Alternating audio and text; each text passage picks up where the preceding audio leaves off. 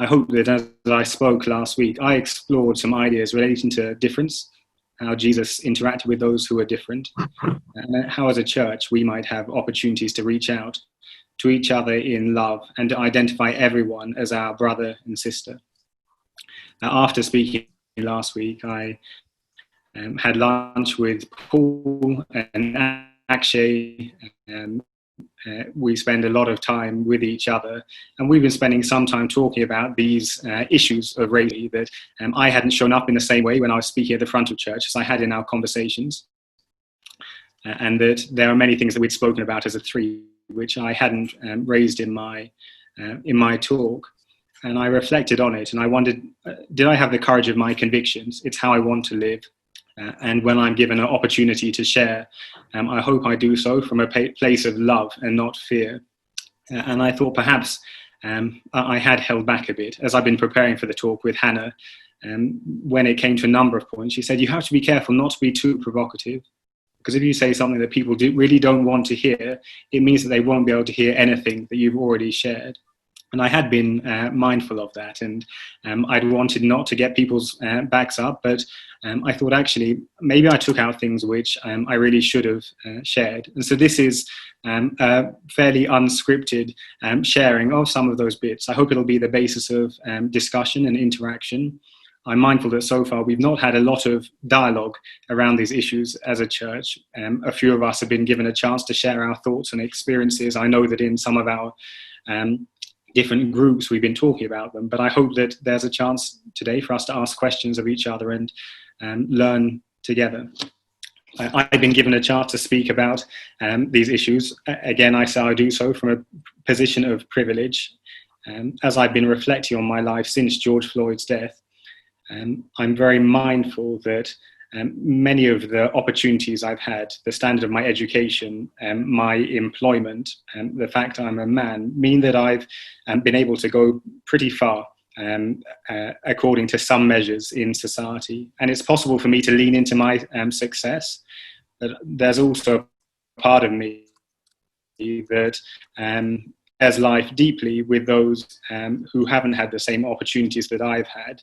And I've been wondering during this time, rather than just focusing on my privilege or the fact I can get by and get by quite well, what does it look like for me to really stand with or be an ally with those for whom things are a bit more challenging? And that's the position that I'm standing with, those who don't have the same privileges that I have, or for whom things have been different.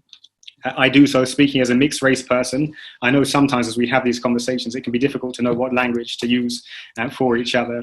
Some of my colleagues in the UK refer to me as black. Some of my colleagues in Africa refer to me as white. I'm mindful that my experiences as someone who's mixed, a DNA test says that I'm 35% West African, is different from those who maybe are black or have different experiences. So I'm not speaking on behalf of a group. I'm reflecting now on my own behalf. Although I sometimes wonder when people refer to me as black, whether that means my children are black as well, and their children will be black, and their children's children will be black.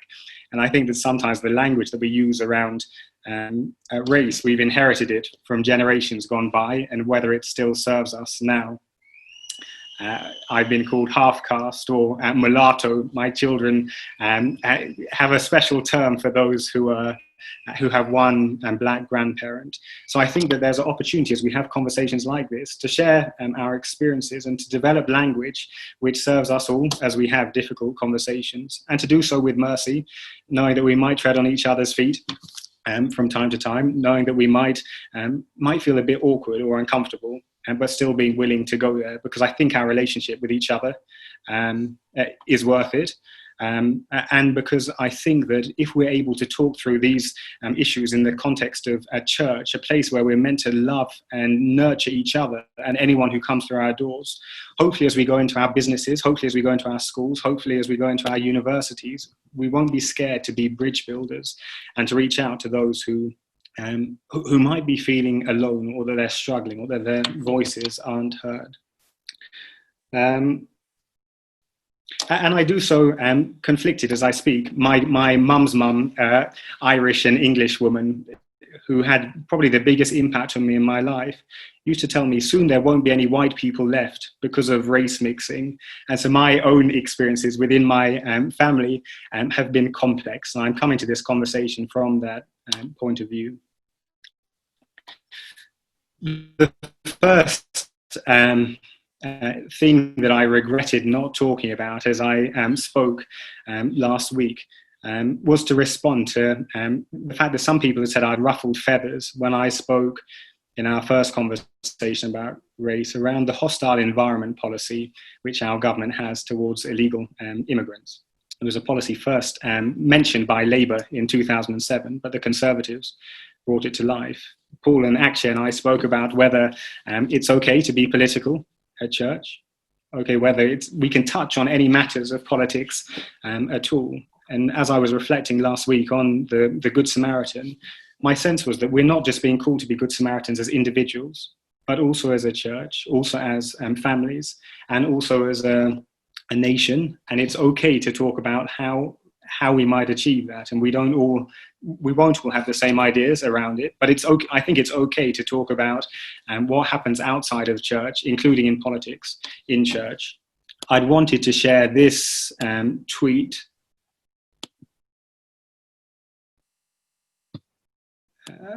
I hope you can see it. The government posted it in 2018. It says, "Here's today's surprising Friday fact. Millions of you helped end the slave trade through your taxes." And it pointed out that until 2015, we were paying compensation that was paid in the 1830s. The country then used something like 40% of its GDP to give compensation at the end of slavery, not to slaves, but to slave owners.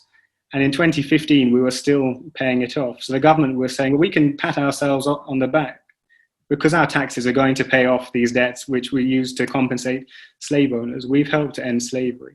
It got me thinking that the decisions of our government has consequences for generation and generation and generation to come.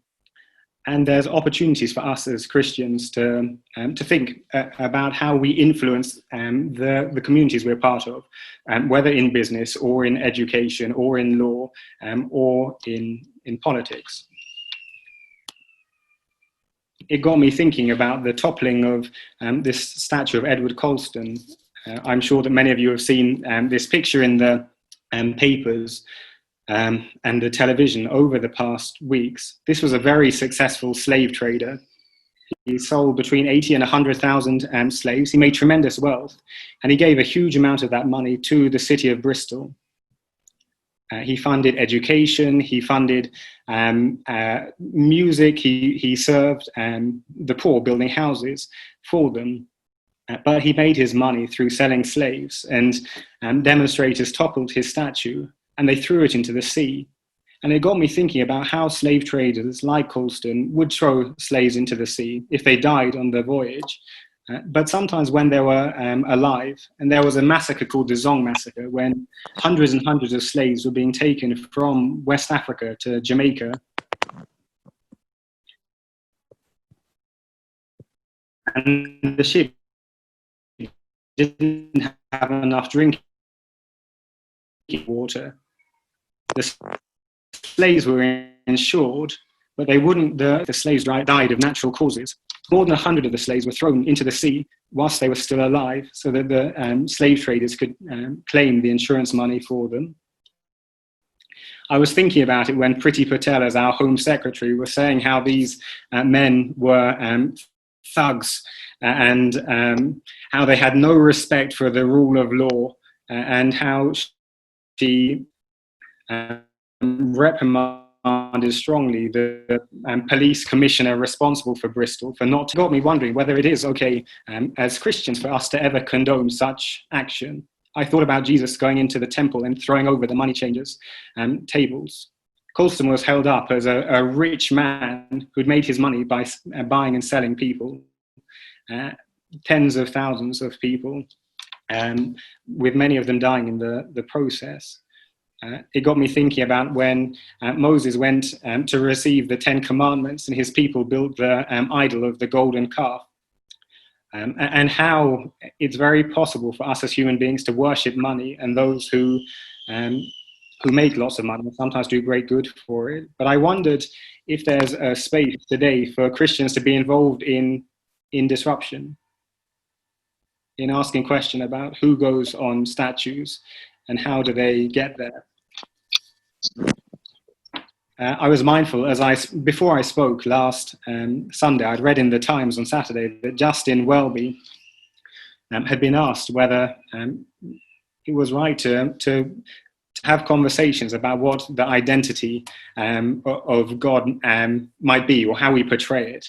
And he was asked whether he felt comfortable with the idea that in churches all over the world we see Jesus looking very white.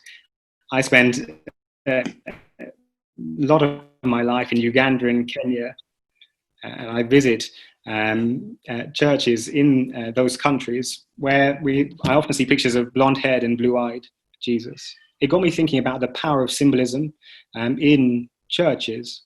It got me thinking about the fact that maybe sometimes as humans we can create God in our own image, or we imagine that God looks just like us and maybe not like others. I would have shown a picture which was done by an academic from Manchester University in 2002. He'd taken a number of first century skulls from around Judea, and he'd done a reconstruction of them to create an image of what he felt, based on the evidence, Jesus might have looked like. And he looked, not surprisingly, like a Middle Eastern man with olive color skin. I would have used that as a prompt to ask, as churches, what symbols and imagery do we put up? Consciously and unconsciously, who do we say is welcome and not? Are there opportunities for us to use symbols and signs to send messages about who belongs in church? And I wanted to finish by talking about allyship, exploring what it looks like as people who maybe haven't had experiences that others that we feel sympathy have had, but what it looks like for us to stand in allyship with those who are different from us. What it looks like for us to try and consciously educate ourselves about difference. What it looks like for us to take time to listen and to ask questions. And how in doing so we can equip ourselves to stretch out our hands towards others. I've been moved during the week since George Floyd's death, speaking to black and brown friends and hearing how many of them say, well, we've really tried to fit in. We've tried to endear ourselves. As a lawyer, I've spoken to people in the legal profession and black and brown barristers and solicitors who've spoken about ways that they've bitten their tongues when they've been told that they don't fit in the legal system. Or hearing Betty talk about how she changed her name to be Alex.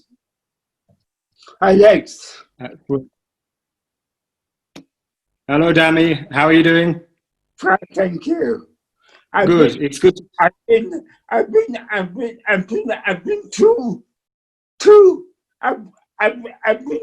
it. I have seen it. I have seen it before. I've been through it before. I have seen it. What have you seen before, Dami?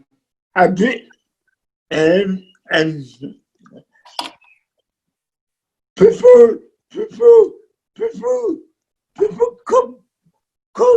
come in names and I know that people come in names and I know that and being disabled person.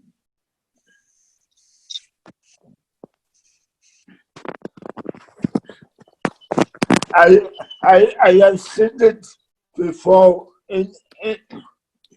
in my time.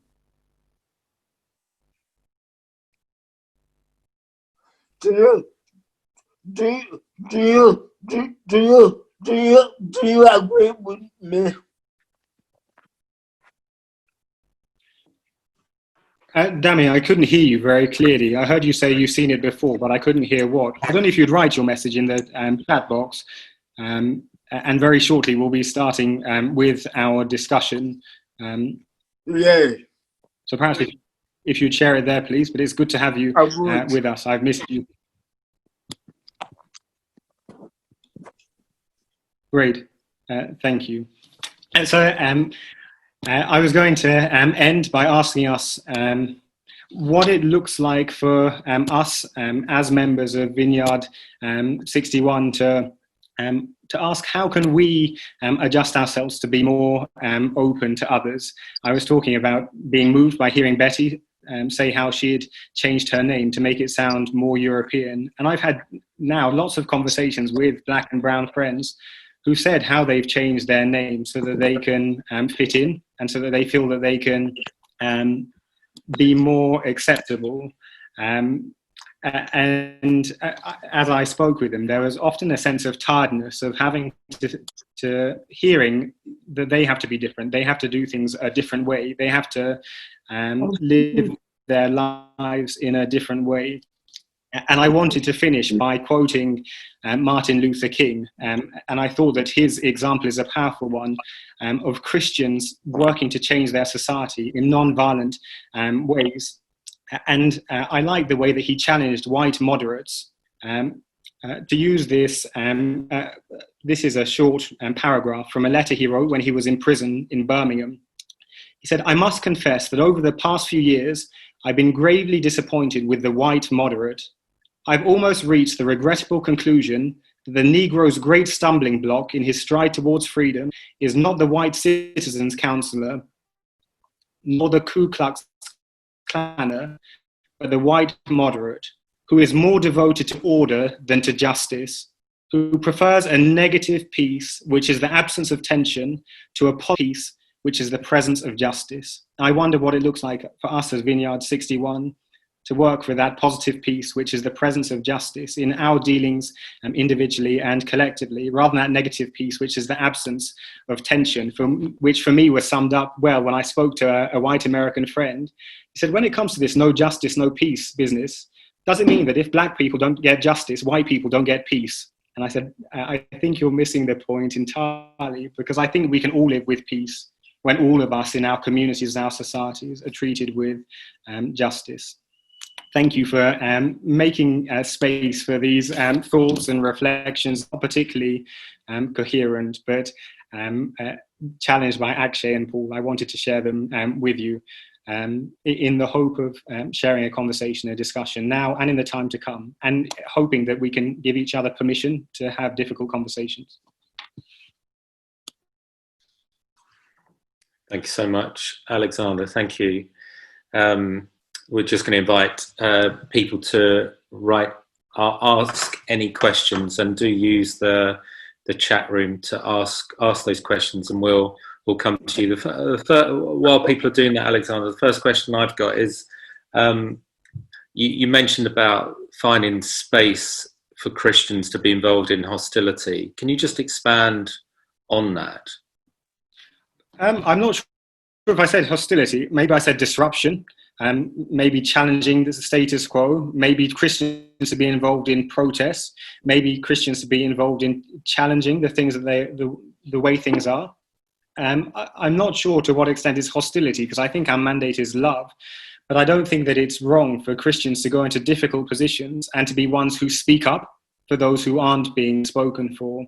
I don't think it's wrong when I've heard of Christians who've gone to detention centres for those sometimes who've been in this country for many decades to protest at their deportation. And I'm mindful of it because my dad's part of the Windrush generation, and I'm mindful how many people like my dad, who's been here since 1960, probably twice as long as most of us have been alive, were deported back to countries they often hadn't been to for decades, and how many of them died there before they could come back here. So for those Christians who went and tried to stop them from being deported, and maybe they were unsuccessful, but they were prepared to try and live out their faith and live out love at a cost. And I'm challenging my own life, what it looks like to try and live out my faith, and whether I'm prepared to pay any price for it. A good friend of mine says, on words, we don't pay taxes. And sometimes it's very easy to talk, but to act costs us something. And I wonder, what price am I willing to pay for my faith? And just tell us a bit more about that. So what are some of the things that we can do from your point of view to bring disruption? Or is it, yeah, just give us some of those examples. My sense is that there are opportunities to disrupt all around each one of us, and that I think some of us might have prayed prayers like, God, break my heart for the things that break yours, or help me to see with your eyes, or God, help me to understand what your purpose is for my life, or what my calling is. I don't know if God necessarily gives us a 5 to 10 year plan, but I think often there's a step that we can take somewhere quite near us, a step towards someone who's in pain, a step towards someone who's rejected, a step towards someone else in love. And for me, I found that when I get most uncomfortable, it's when I grow the most. And I recognize that one of the biggest challenges to me living out my faith is my desire for comfort. And I know that I'm pulled in two directions. There's one side of me that loves status, loves recognition, loves wealth, loves things. And there's another that finds freedom in giving them away. And I think about the times when often I felt most joyful and alive. And for me, it's been looking after people who are sick and dying and abandoned. It's been washing and advocating for prisoners in Africa who've been dying alongside other unpaid volunteers. There are times when I've really felt alive and that my faith had a cost. But I think all around us, in every sphere, wherever we are in the world, whatever our background, there are opportunities for us to step out in love towards others who the world has rejected. And I think that that's the mandate that we have. It can look like stopping to have a conversation with someone, stopping to greet someone that others have rejected. Today I was I went to see my dad, who lives on a council estate in Balham, and there's a guy who's got schizophrenia who lives near him. And I stopped to have a conversation with him, and he shared maybe for 15 minutes or so, and he ended up giving Hannah, my wife, a poem at the end of it. And he was saying how a smile can change lives for generations to come. I think sometimes I live so quickly that I miss those opportunities around me to stop and to show love. And a smile is a starting point. I also think, as I share life with many Christians, often we can feel a little bit torn. There's the thing that's hidden in our heart, the way I think prompts or challenging us to step towards others in love. But then the world tells us, actually, we need to have more status or more money or more success. And so we end up going after those things and maybe ignoring or not acting on the way that we might feel that God's prompting us. For me, as I've done the work I do, it's been my dad who's always said, you're wasting your time on these prisoners in Africa. Nothing will change for them, and their government's not interested in things getting better for them anyway. Why don't you knock this madness on the head and get a career? And that conversation is taking place in many different forms. But I think ultimately the world holds one set of things up as success. But for me, I found life, or I've being from my qualifications I've got, it's during moments when I've come alongside others and there have been opportunities for mutual transformation. Yeah. Great. Thank you, Alexander. I was going to ask a question about proximity, and Ryan Ryan's asked a question. So Ryan, if you're still there, would you just go ahead and ask Alexander the question that you posed on the chat? Yeah, sure. I've turned my video off because my connection's a little bit jolty, so hopefully you guys can hear me okay. So just wanted to say a couple of things really quickly. Firstly, thank you so much, Alex, for sharing everything you've shared. It's been deeply provocative and inspiring and helpful as well. And I certainly am one of the people that have been really helpfully challenged by what you've shared. And and I think it's a brilliant thing to be debating or discussing. And my story, just to let you know, is I'd come from Bethel Church, which in 2016 came out as a leadership in support of the Republican Party, and it caused a very big schism in the church at that time. And then I came back to the UK and went to a big church, which I won't name, who came out in favour of socialism in a big way and used the stage to often sort of make jokes about conservatism, and that caused a schism in the church as well. So my question is like, as we discuss otherness, it seems to be an issue that's really polarizing people at the moment, not just around race or culture, but also politics. And I think particularly on Facebook and other areas, you can see real polarity. You can see people kind of really not listening, not talking, but pulling apart at the moment. And I think, when I've now hear sort of political conversations in church, it kind of makes my hair stand up on end, because I worry that there's going to be schism in the church. And I think, as a church body, if we might have moral, and Christian conservatives and Labourites, and maybe, of course, other parties that people support. My question, really, what I'm asking myself is, as we approach, issues of morality and being a Christian, how do we ensure that we don't polarize and schism, as people, when we might all be coming at it from slightly different political angles? Thank you for that question. I think it's a great one. My sense is that we're all invited to be quick to love and slow to judge each other, and that's regardless of whether we know what each other's political affiliations are or not. I think that we're always invited to take time to get to know and to understand others,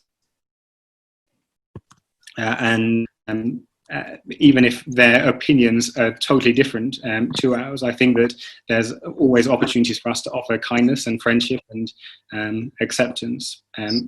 I'm not sure as a church whether we can ever speak with one voice politically, unless that voice is for love.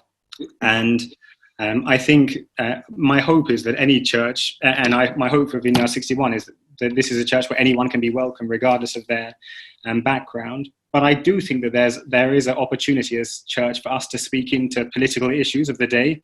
I was listening to a chap called Shane Claiborne.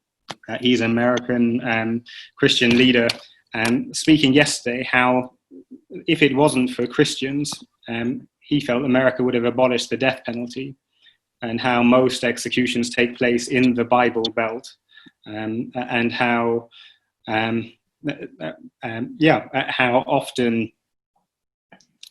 he's been surprised how strong Christian leaders speak out in favor of the death penalty,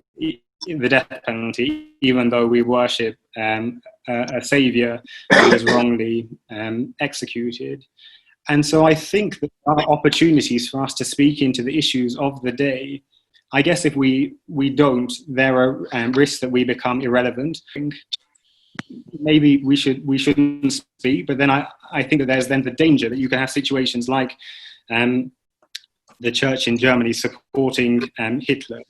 I'm not comparing current day politics to that, but I'm saying if we just say as Christians, we're non-political, we don't get ourselves into these matters, earthly and not heavenly, then there's a risk that we become we become disconnected from the societies that we're part of. And so for me, I raised the issue of a hostile environment, because I couldn't imagine Jesus ever saying that he wanted to create a hostile environment for anyone.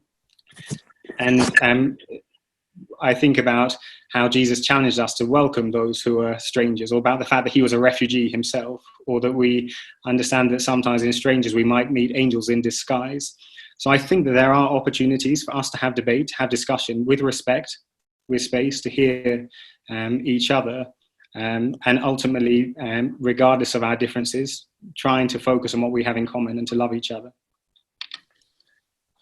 Great. Thank you, Alexander. We got a question which was sent to me privately by Dora, but before I'm just going to hand over to her. But Dami's also messaged me privately, which I thought I'd share as well. And he's just put, the thing I've been tough experience in my life. Number 1, I'm black. Number 2, I'm disabled. Number 3, I've had names called at me. It hurts me in age. And he's just asking the question, how can people call me names? So just a thought there. We love Dami being here as well. So Adora, you've also sent me a question. Bless you, man. We've got about 5 or 6 minutes, so if we can keep our questions short, that'd be awesome. Yeah, my question was I always look at history and the root and foundations of things. And if we look at, yes, we know slavery originally came from the UK, a lot of it. And we look at the politics even of the lords at the time. And we know that a lot of segregation, like the fact that we're called black or Asian or Caucasian, that was all separatist language, purposely designed to create inferiority and superiority. Because the people were united, all the indentured servants and the slaves, whatever color they were, whatever ethnicity they were united against the lords and ladies and the government's abuse of them. The governments then went along and designed these labels to separate us. And I've really been struggling over the past year with the labels of black and even Caucasian. I was finding out that actually that's not a correct terminology to describe European people. So I was thinking, and some of those words are not life either. And for me, I think in myself, I'm struggling. I'm just being honest. I'm struggling with the terms black and white, because I look at people that are so-called white. They're not actually white. I'm not black. I'm brown as well. But then we call Asian people, so-called Asian people, brown. And I think, do you think as a body in V61 and as a body that we need to historically and with wisdom look at these terminologies and even look at how we can start using something different? I mean, I'm talking from someone who's just saying, I don't feel comfortable with these labels. I've been saying melanated, but then everyone's got melanin. What do we, I'm just talking about something that I'm wrestling with. And knowing that historically politics does come into it, that, there was one guy, I can't remember his name, but he went to Africa, a white guy, he went to Africa, he saw how well everyone was doing. He said they're all living like kings and queens. They're so happy and united. If we want to undermine them, and if we want to get what they have, we have to work out strategies to destroy them as a people, because they're so united and they're so well off.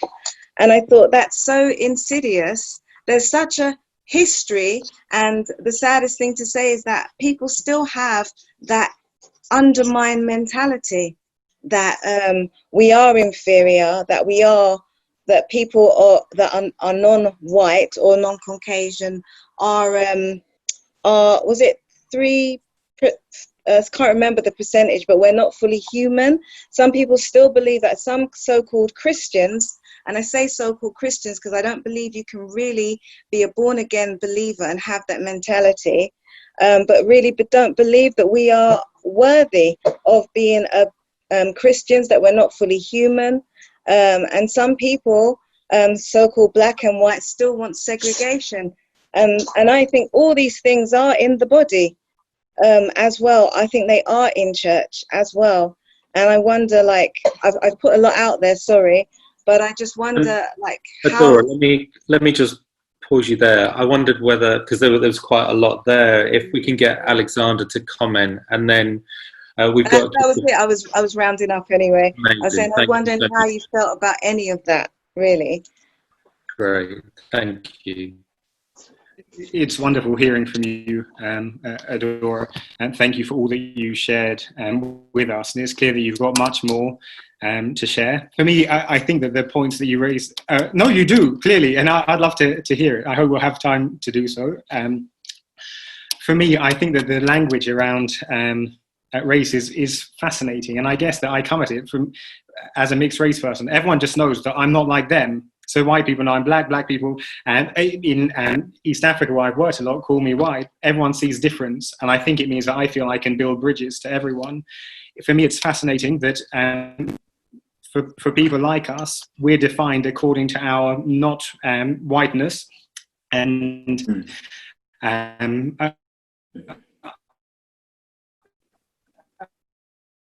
I think that many people feel that sense of frustration that when we're, and I think that then affects some of we buy into that as well. And I mentioned the pictures of white Jesus in Uganda and Kenya, but I think that seeing white Jesus in the church on Sunday means that when I went into a hospital as an 18-year-old boy, the nurse said to me, "Can you give injections?" Because the patients love to be injected by white. Well, I had driving lessons in Uganda when I was 18, and the driving instructor said, "But you're white. You should know how to drive anyway." And so I think there's a possibility that we can all buy into this kind of thinking, which causes us all. And so I think it's right to have these conversations and to ask what it looks like for us to see each other just for our humanity rather than for our colour, and to call each other by our names rather than our colour. Thank you. Thanks, Alexander. We've got time for one more question, and Tabby, she's asked a question, and we've got probably 2 minutes, Tabby. So if you're able to keep your question short, that'd be awesome. Okay, I'll literally just read it straight off. So, you know where you said, we often pray to God for our hearts to break for what breaks yours. I would love your view on, especially considering your profession and heart for justice, how you live and advocate and just manage day to day when your heart is breaking and when you're advocating for marginalised people, but it doesn't seem like anything is changing or anyone is listening. Thank you. Great question. Tabby, I'd love to have a long conversation about that with you, but in a nutshell, I think it's about surrounding ourselves with people who have similar values to us. Someone said we're the product of the 5 people we spend the most time with. So look at people around you and think, who's living with the values that I have? Who's further ahead of where I want to be? Who challenges me to have more compassion or more mercy or more kindness? And then invite them into our lives and spend more time with them. I think the relationship changes us. I think that for me, being open to those that I'm journeying with, so a lot of my time is spent with prison, they've got so many gifts to give me, but if I go into it thinking, here's me with all my degrees and all my qualifications, I'm going to bless them, I miss out because they sustain me. During this time of lockdown, almost every day I speak on Zoom to Kenyan prisoners. Their wisdom, their courage, their resilience makes me strong. And so for me, it's to avoid that trap of thinking, here I am from Britain coming to bless you, and recognizing that there are blessings in those I'm sharing life with, even if the world says that they're worthless or the world's condemned them, which can make us strong. I think it's trying to pace ourselves. And my sense is that we might both be inclined to action. For those of us who want to go out and serve and do, making time for contemplation, recognizing that our identity isn't because of the good works we do. We're God's sons and daughters just as we are. We don't need to prove ourselves to him or to anyone else. And actually, God's not asking us to be the answers to our prayers. He can do it. We're being invited in. I realize that countless other people cared about justice before I was born. Countless others care about it now. And once I'm dead, countless more will care about it too. So there's my little piece to do, which maybe is my calling or my vocation. But it doesn't have to define me. And so for me, I'm trying to learn how to live slowly, to live prayerfully, to embrace silence, to embrace friendship, and to recognize that success or failure, I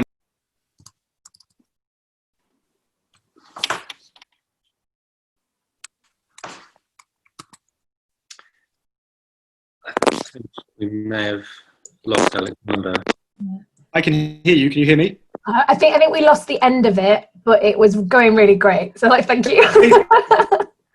Summary was success or failure, we're loved just as we are. And so we don't need to overstrive, and we can try and slow down as we try and serve and love others. Thank you, Alex. Thank you. Thank you. And thank you, everyone. Thank you for everyone who contributed and asked questions. And forgive me if you've asked other questions that we haven't got to. What we're going to do now is we're going to create a space in probably breakout rooms where we can discuss more and then pray. And Alexandra, I don't know if you've got any question that you would like to pose to breakout groups, or I've got a few if not. One, which I thought you might like to think about, was last week I spoke about Begum, the young terrorist who had her British citizenship taken away from her, and Derek Chauvin, the chap who killed George Floyd, Shane Taylor, my friend, who is one of Britain's 6 most dangerous prisoners. I spoke about Hutchinson, the Black Lives Matter protester who rescued the anti-Black Lives Matter protester. My question is, with all of those people I spoke about, would we welcome them in Vineyard 61?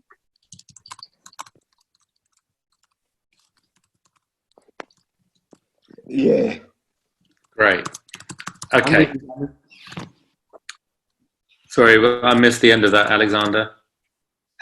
There was a of encouragement from Dami, and that we should welcome them. And so I was in agreement with him. But practically, how do we do that? And how do we make space for those the world's rejected? Fantastic.